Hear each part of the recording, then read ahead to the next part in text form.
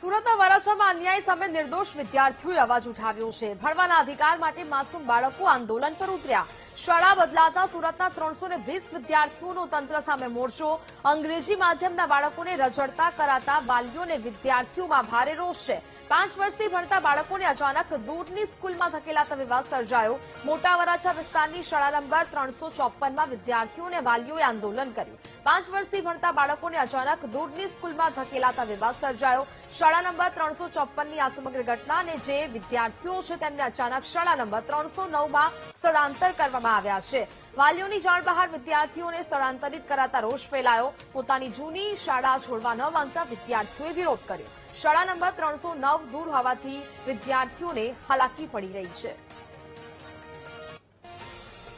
હું private school છોડીને આ પ્રાઇમરીનું એજ્યુકેશન લેવાય છું, મારે સીએ બનવું, પણ અમારું ભવિષ્ય અને અમારું શિક્ષણ જોખમમાં પડ્યું। કેવી રીતના અમે બની શકશું? અને જે ઓલ્ડ સ્કૂલ છે 309 ગુસાઈજી, ત્યાં અમને ધગધગતા પતરાના શેડ હેઠે ભણાવે છે અને અમારા વાલીઓ કેવા કે તમે તો ક્લાસ પણ નથી દેતા, બેન્ચ પણ નથી ક્લાસની અંદર, તો આમ કેમ ભણાય? કે આ તો અમને પ્રેયર કરાવી છે। જ્યારે સ્ટડી ટાઈમ હતો ત્યારે અમારા પેરેન્ટ્સ ગયા ત્યારે અમને ત્યાં જ ભણાવતા હતા। અને આ છેલ્લા 2022 થી અમારી સ્કૂલ બની હતી, અમારી ઇંગ્લિશ મીડિયમ જ બની હતી અને ગુજરાતી મીડિયમ હવાર પાડી હતી, તો પણ એને બપોર પાડી બનાવી અને એમાં એડમિશન વધુ છે એટલે અમને ખસેડવા મળ્યા અને અહીંથી મોકલવા મળ્યા। શું આ અમને કોઈ ન્યાય નથી આપતો? ત્યાં અમારે એટલે નથી જવું કેમ કે ત્યાં હજી કામ ચાલે છે અને ત્યાં ગ્રીલ કાંઈ નથી, ગ્રીલ ને એવું કાંઈ નથી ને ધગધગતા પતરાના નીચે અમને ભણાવવામાં આવે છે ને અમે જોયું અમારા આંખેથી, તો એ લોકો એમાં કહેવા માંગે છે કે આ લોકો પ્રાર્થના કરતા હતા અને પછી બીજા દિવસે ગયા ને તો ત્યાં ભણાવતા હતા અને પછી ત્યાં છોકરા રમતમાં પડી ગયા હોય તો એ કોણ જિમ્મેદારી રહે? ને આ સ્કૂલમાંથી અમને કાઢવામાં આવે છે કારણ કે એ સ્કૂલમાં સ્ટુડન્ટ વધી ગયા છે ને અમારી જે ઓફિસ છે ને ઇંગ્લિશ મીડિયમની એ બંધ કરીને ગુજરાતી મીડિયમની ઓફિસ ચાલુ કરીને એડમિશન લેવામાં આવે છે। એવું કેમ કરો? અમને બધા જે ટીચરો છે એ વોશરૂમમાં એમાંય નથી જવા દેતા। અહીંયા અમે બધા છોકરા ભૂખા રહી છે ને છેલ્લા 5 દિવસ અમે અહીંયા બધા છોકરાઓ હેરાન થાય છે ને પેરેન્ટ્સ ધક્કો ખાય છે।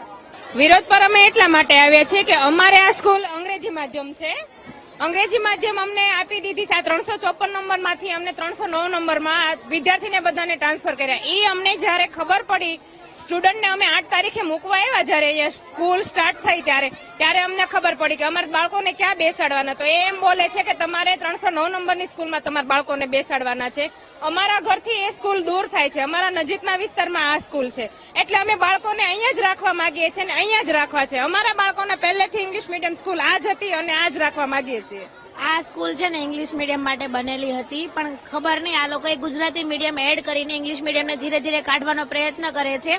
તો આ લોકોને એમ કેમ ખબર નથી પડતી કે ઇંગ્લિશ મીડિયમના એડમિશન લઈએ? ઇંગ્લિશ મીડિયમના એડમિશન આ લોકો લેતા નથી એટલે લોકો વિદ્યાર્થી આવતા નથી। એડમિશન લેવાનું શરૂ કરે તો સ્કૂલ 1 વર્ષની અંદર ભરાઈ જ જાય, તો આ લોકોને કરવું નથી અને સ્કૂલ એકદમ ટ્રાન્સફર કરી નાખવી છે કોઈ પણ વાલીને જાણ કર્યા વગર। આપ જોઈ શકો છો કે જે ભણવાની ઉંમરે આ બાળકોને ધરણા ઉપર બેસવું પડે છે। જે એજન્ડાથી 5 વર્ષ પહેલા આ શહેરના શિક્ષણ મંત્રી એટલે કે પ્રફુલભાઈ પાનસુરિયા જયારે શિક્ષણ મંત્રી હતા ત્યારે એમના વરદ હસ્તે આ ખાતમુહૂર્ત કર્યું હતું। જે 354 નંબરની સ્કૂલ જે બોર્ડ પર પણ દેખાય છે કે અંગ્રેજી માધ્યમની શાળા છે, જે નગર પ્રાથમિક શિક્ષણ સમિતિના એજન્ડામાં પણ છે